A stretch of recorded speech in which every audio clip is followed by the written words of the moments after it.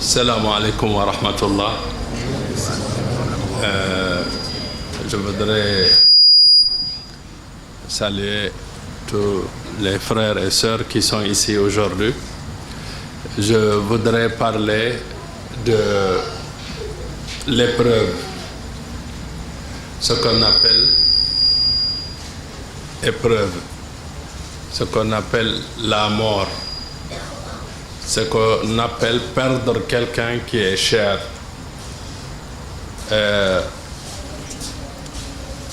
Perdre quelqu'un qui est cher, c'est quelque chose qui va toujours avec la vie. C'est quelque chose qui va toujours avec la vie. Pour que vous compreniez ça, ça a commencé depuis que l'humanité a existé. Et nous connaissons ce qui est arrivé à Sayyida Zahra alayhi salam. Nous connaissons ce qui est arrivé à l'imam Ali, l'imam Hassan, l'imam Hussein. Et ce qui continue à arriver à des familles, qu'ils soient musulmans ou non musulmans. Donc la vie et la mort, c'est comme le soleil sous la pluie. Tu ne peux pas faire la différence entre le soleil et la pluie. C'est comme si quand il y a du soleil et qu'il pleut.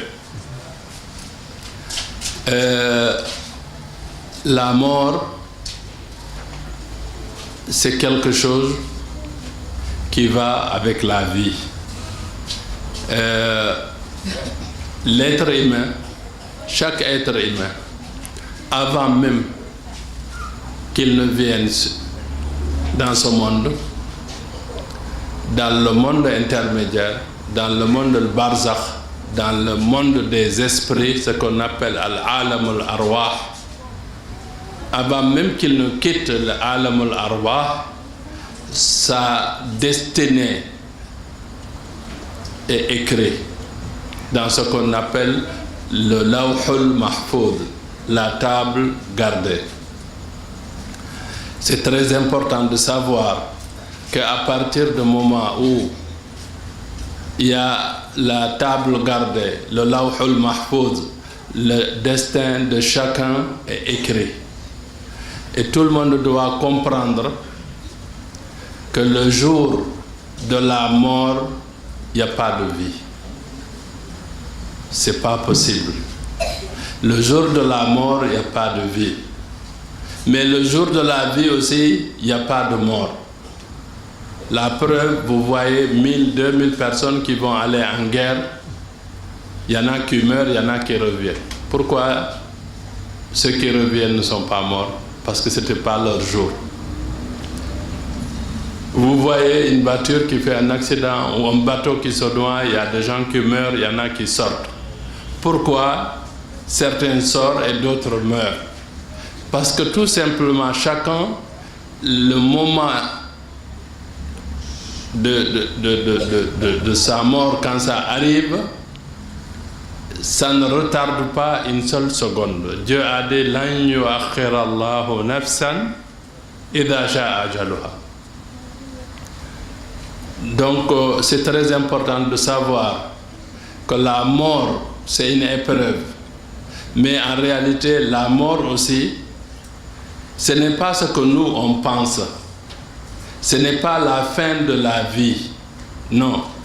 La mort, c'est une séparation entre nous et cette personne qu'on appelle, qu'on dit est mort. Mais cette personne continue sa vie. Donc, la mort, c'est une étape de la vie. La mort, c'est une étape de la vie. Nous sommes aujourd'hui dans une pièce qui est ce monde-là. On était dans une pièce qui s'appelait le monde des esprits. On a quitté cette pièce-là, on est dans une pièce qui s'appelle Al-Alamul Ajsad, le monde physique. Et quand nous tous, on va mourir. Donc, le mort, qu'est-ce qu'il veut de nous? Qu'est-ce qu'il attend de nous? Je parle de la personne qu'on perd et que nous aimons. Je ne parle pas de la personne que nous perdons et que nous n'aimons pas. Ça, c'est autre chose. Mais quand on perd une personne et qu'on l'aime, cette personne, elle attend de nous un certain nombre de choses. Parmi ces choses-là, il attend de nous qu'on prie pour lui. Comment on prie pour lui? Si on fait les ablutions, on fait 2 rakas, on fait 4 rakas, on fait 100 rakas, on fait 1000 rakas. Chaque seconde, chaque raka qu'on a fait, les rétributions vont être envoyées à cette personne qui est morte. C'est la seule chose qui peut l'aider là-bas parce que lui-même ne peut plus travailler.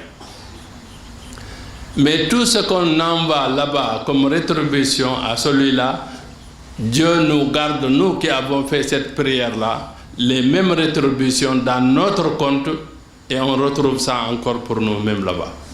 Ça, c'est une des façons d'aider quelqu'un qui est mort. La deuxième façon, c'est quoi?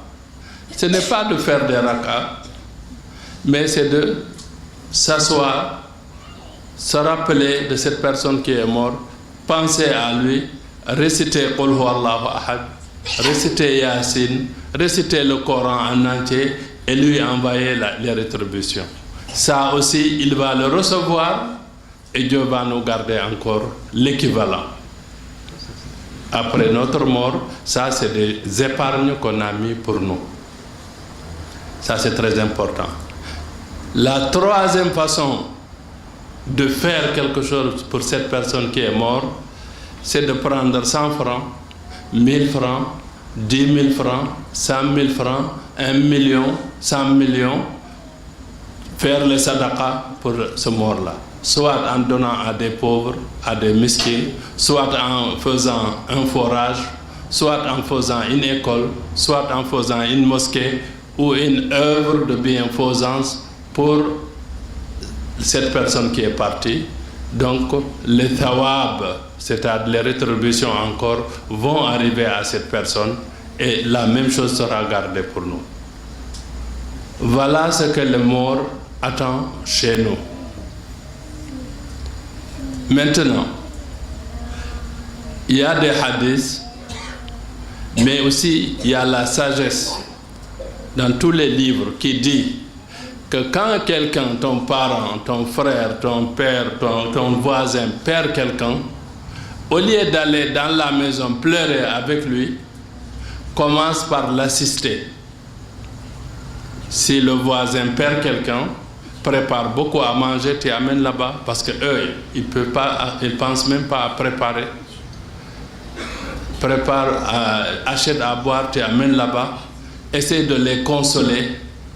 C'est ça qu'on te demande, toi, en tant que musulman, croyant et être humain. Autre chose, on dit, Man azza ba'da thalathin faqad jaddada al-huzna. Celui qui présente des condoléances après 3 jours de la mort de quelqu'un, il renouvelle la tristesse et le mal. L'être humain, Dieu a fait de lui qu'il doit apprendre et accepter et surtout faire ce qu'on appelle le deuil. Le deuil ne veut pas dire oublier. Le deuil ne veut pas dire oublier. Non, non, on n'oublie pas nos morts. On prie pour eux, mais on comprend qu'ils sont partis, qu'ils nous ont devancés et qu'on va les retrouver. Et que maintenant, si on veut les aider, leur faire plaisir, je viens de vous dire ce qu'il faut faire pour eux.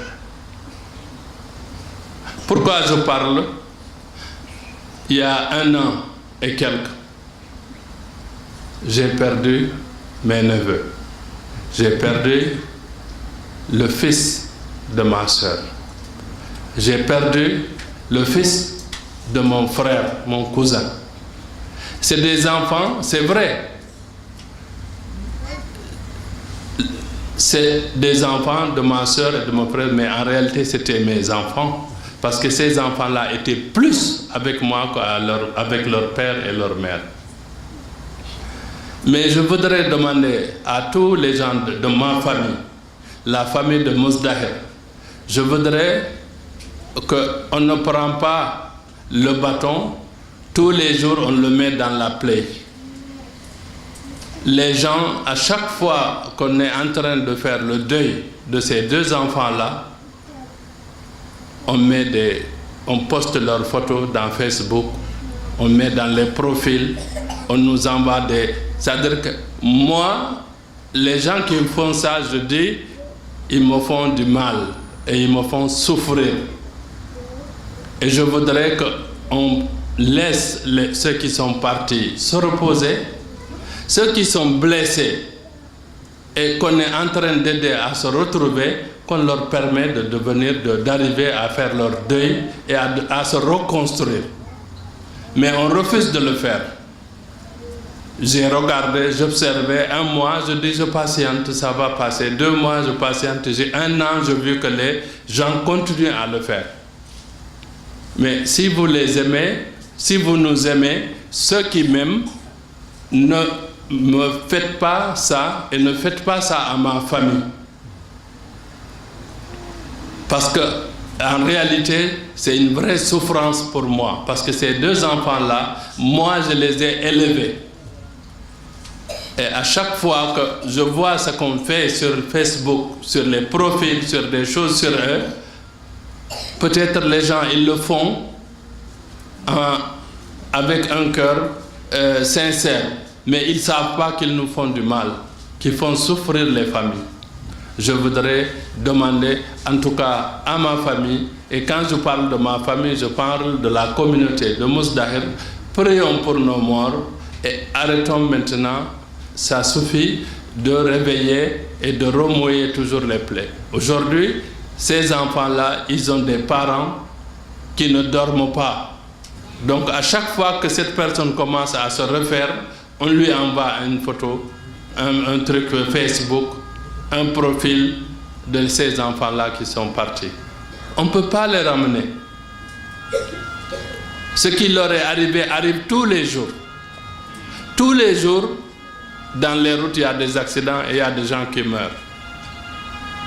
Mais il faut que les gens comprennent que chaque événement, chaque chose qui arrive à un être humain, il y a une façon de le gérer. Et nous, on dit que nous sommes des partisans de Ahlul Bayt. Nous devons comprendre que les Ahlul Bayt, ils ont enseigné les akhlaq, les bonnes manières. Les bonnes manières, ça fait partie des enseignements de Ahlul Bayt. Donc je voudrais vraiment demander aux jeunes et à tous ceux qui font ça de l'arrêter. Parce que ça fait souffrir les familles. Et ça, c'est en train de détruire des familles. Donc, c'est quelque chose qu'il faut vraiment arrêter. Et, Inch'Allah, j'espère que tout le monde va comprendre. Je ne l'ai pas dit. Et je le dis avec amour. Je le dis aussi avec sentiment. Mais je le dis aussi pour dire que demain encore, on ne le souhaite pas que Dieu nous en garde. Mais ça peut arriver à quelqu'un d'autre. Je ne veux pas que ça arrive encore à d'autres. Ce qui est en train de nous arriver là, je veux que demain, on ne souhaite pas. Mais si quelqu'un, Dieu lui donne une épreuve comme ça, qu'on ne lui fasse pas souffrir encore comme nous, on souffre depuis 1 an et demi. C'est pour cette raison que je parle. Assalamu alaikum wa rahmatullahi wa barakatuh. اللهم صل على محمد وعلى محمد. اللهم صل على محمد وعلى محمد.